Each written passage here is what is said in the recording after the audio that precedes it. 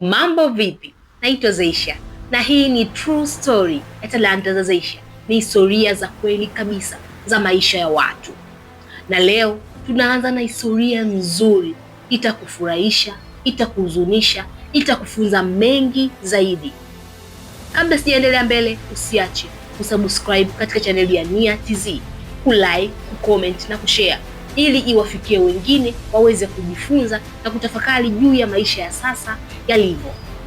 Mimi ni Zeysha na huu ni muda wako wa True Story, historia za kweli za talanta za Zeysha.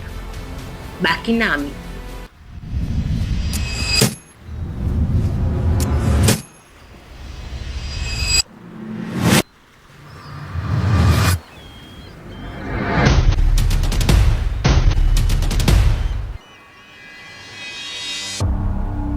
Simulizi yetu ya leo tumeletewa na dada yetu mmoja anaitwa Naomi.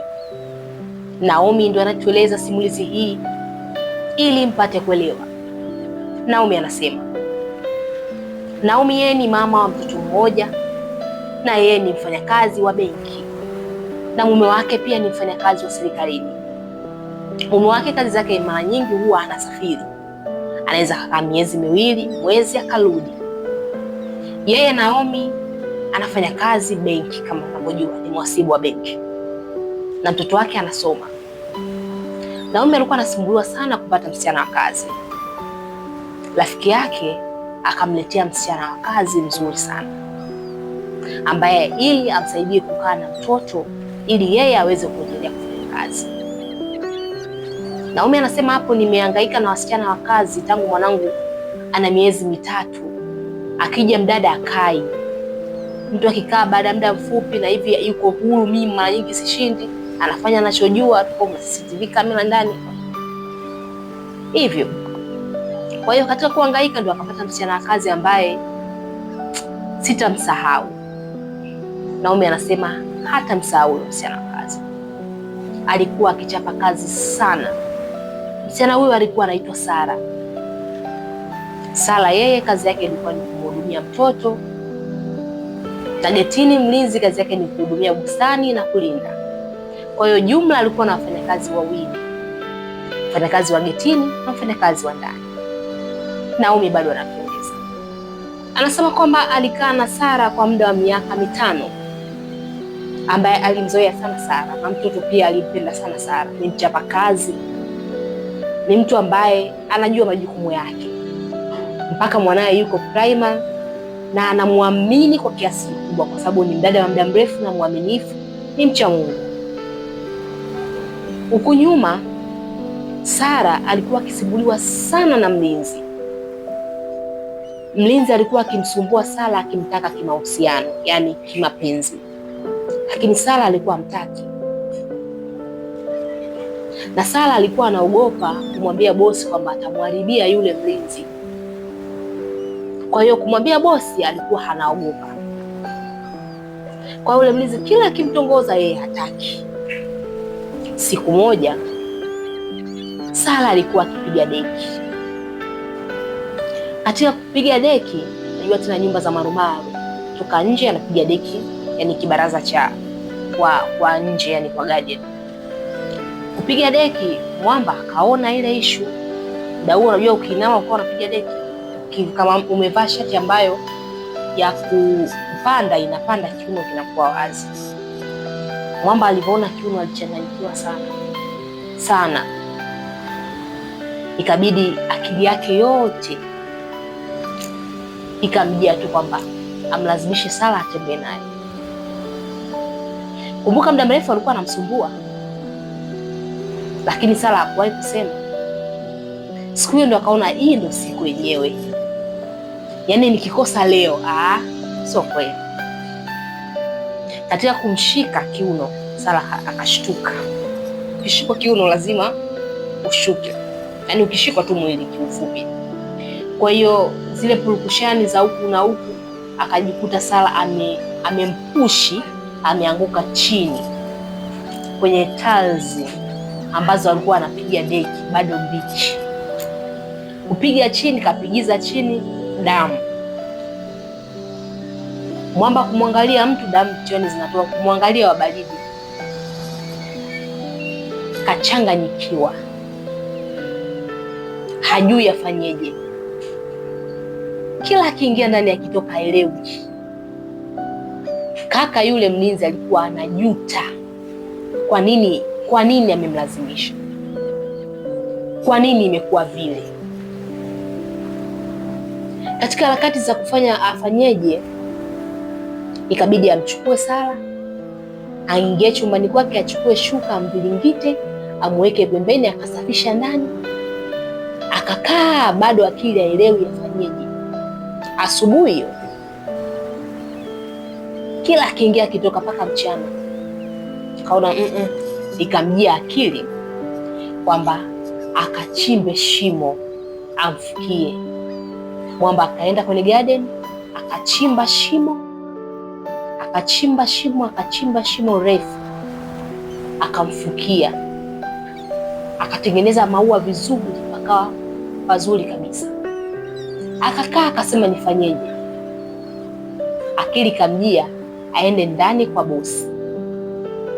Akaingia chumbani kwa bosi, akavurugua, toa vitu, akabeba laptop ya bosi, akabeba kamera, akabeba, kulikuwa kuna kiasi cha 300, akabeba zile 300, vurugua. Baada ya hapo akatoka na vile vitu, akajiuliza bado nifanyeje? Akaenda kwanza kwa jirani, nyumba ya pili. Jamani, msisahau kusubscribe, kulike, comment na kushare ili kujua historia nzuri mbalimbali na muweze kuzisikiliza na kujifunza. Tunaendelea. Akaenda kwa jirani, nyumba ya pili. Kwenda kwa jirani akamwambia, bwana jirani, samahani nimekuja. Mimi nafanya kazi nyumba hiyo ya pili. Akamwambia, sasa ndio nakufahamu kijana. Nilikuwa naomba akija na nisiku basi kimshusha mtoto mumpokee mtoto. Mimi naenda kumwangalia mwenzangu, aliniaga anaenda stendi kupokea ndugu zake. Lakini mpaka sasa hivi naona hajarudi. Nilikuwa naomba niende kumwangalie. Kwa hiyo naomba akishuka mtoto mumpokee, mkae naye, mimi nikija nitamkuta hapa. Jirani, sawa, haina shida. Mwamba akaingia ndani, achukua vitu vyake ambavyo amevichukua, akaondoka. Kuondoka haijulikani kaenda wapi. Jirani amekaa mpaka saa 2 na yule mtoto hamuoni yule mlinzi kuja kuchukua mtoto wala matukio yoyote. Kabidi jirani amuulize mtoto, unaijua namba ya mama yako au ya baba? Mtoto akasema, mimi nazijua zote, najua namba ya baba, najua na namba ya mama. Jamani, ni vizuri kuwafundisha watoto wetu kwamba namba za simu muandikieni kwenye nyuma ya madaftari, wakailisheni ili kwenye matatizo mbalimbali mtoto aweze kusaidika. Basi ule mama akaamua achukue namba ya baba ya ule mtoto, kwa sababu ajua akimpigia mama anaweza, wanawake tuna mambo ya dharau. Akampigia baba ya ule mtoto, kumpigia, halo, habari, salama, mimi jirani yako hapa, mlinzi wako alikuja hapa, ameniambia nimpokee mwanao kwamba yeye anaenda kutafuta kufanya kazi mwenzie. Yaani maagizo yale aliyoambiwa na yule mlinzi, naye ndo akatoa akamwambia yule baba. Baba akamwambia kama mimi nimesafiri, sipo Dar, kwa hiyo subiri nimwambie mke wangu ili aweze kuwahi hapo kuja kuchukua mtoto.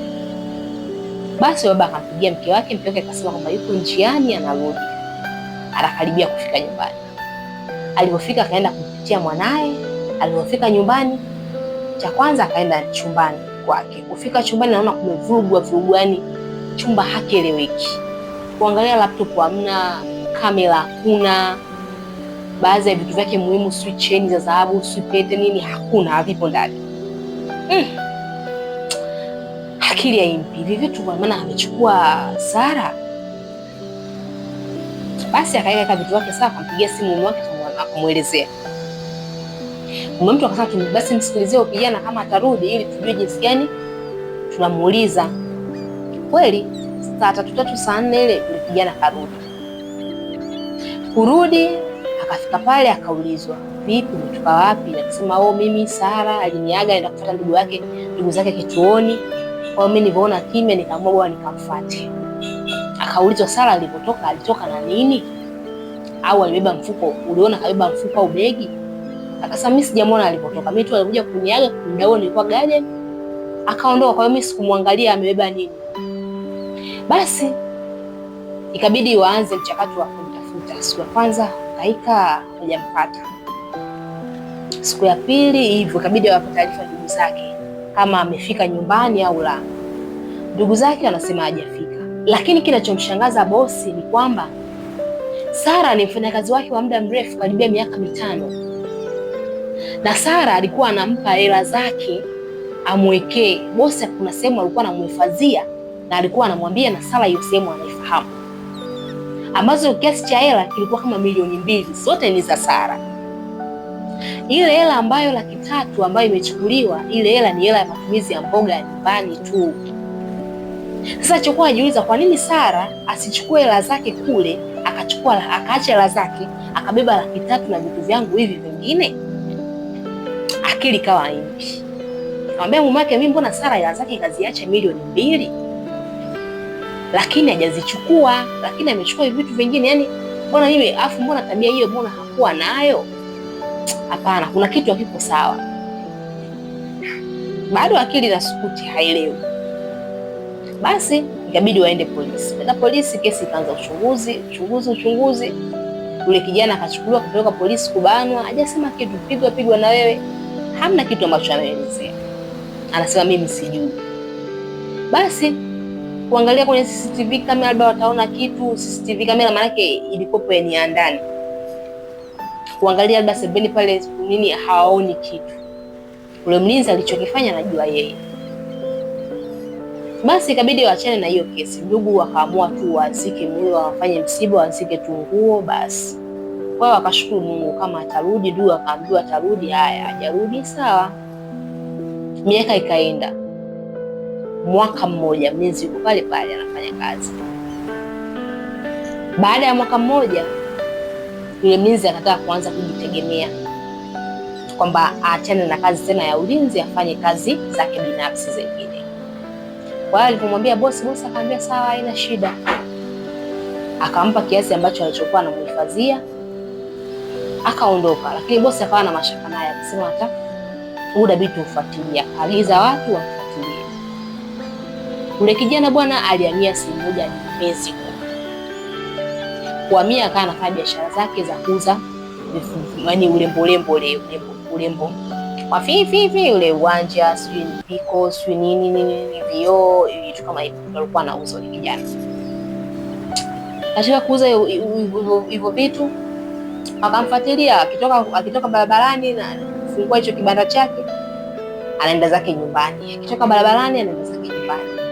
Kwa hiyo akapeleka jibu kwamba sisi tunaona ule kijana hausiki. Kwa sababu kama angekuwa anahusika, tungeona dalili zozote, hakuona dalili zozote. Basi bosi akaacha kufuatilia, anaendelea na maisha mengine. Yule kijana katika harakati zake akawa anaenda kanisani. Siku hiyo bwana neno likamwingia la kuokoka. Akasema kweli na mimi sasa hivi inabidi nikafanyaje? Niokoke. Akaenda kanisani akaokoka. Alivookoka tu balaa lilianzia hapo.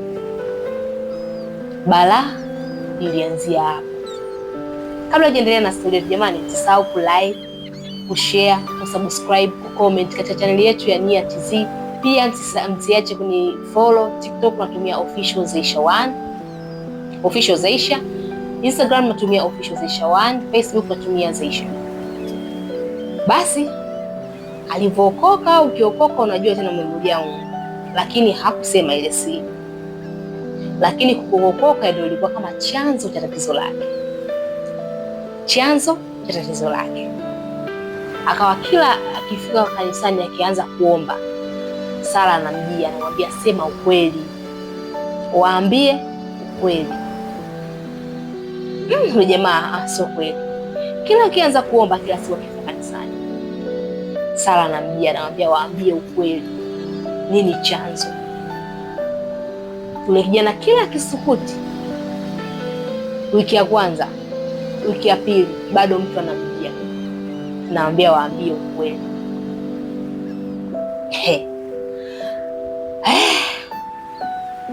Kijana kila kikaa hapana. Ikabidi sasa aende nyumbani kwa bosi.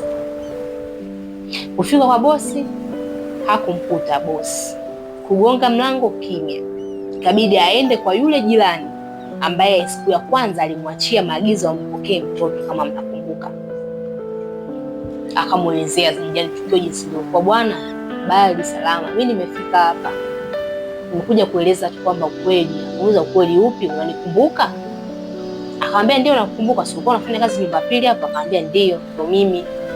Niambie una shida gani? Akasema mimi ndo niliyemuua yule mfanyakazi Sara.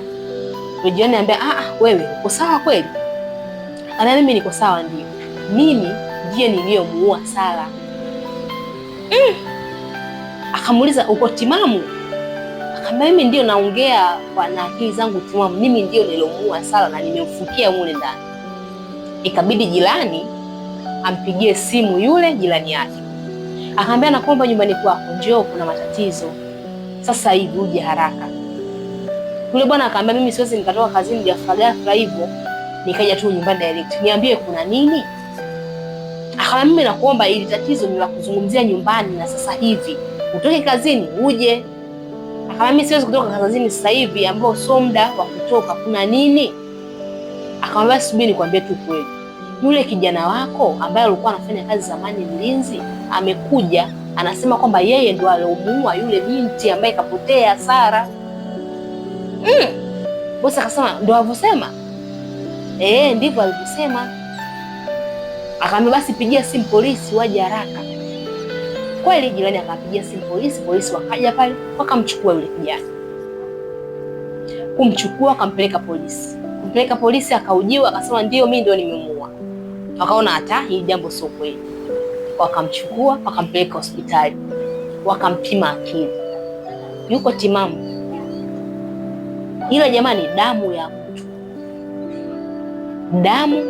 mtu, damu inazuru. Damu ya mtu sio nzuri, na duniani hapa hakuna siri. Basi ikabidi wamfungulie mashtaka. Kumfungulia mashtaka yule kijana akafungwa tu kifungo chake cha miaka kadhaa, kwa sababu amesema ukweli na amekiri. Kwa hiyo hakufungwa kifungo cha maisha, ila alipewa miaka yake 15 gerezani. Ndugu akapigiwa simu kijijini, wakaja wakaambiwa tukio jinsi lilivyokuwa, wakafukua ile sehemu, wale wakatoa mabaki ya mwili wa Sara, wakaenda tena kufanya mazishi upya. Ndugu yetu akaishia jela miaka 15 gerezani kwa kosa la mauaji. Lakini yote kwa yote haya jamani, ndugu zangu, historia inatufunza mengi sana. So comment yako ni muhimu, usiache kucomment kutuambia kwamba umejifunza nini. Usiache kulike ili wafikie wengi, share ili wengine pia wasikilize na wajifunze, pia kusubscribe. Nawapenda sana na nawatakia muda mwingine. Kuna stori nzuri na historia za kweli kabisa. Msiache kunifuatilia, na hii ni True Story na Talanta za Zeysha, na mimi naitwa Zeysha.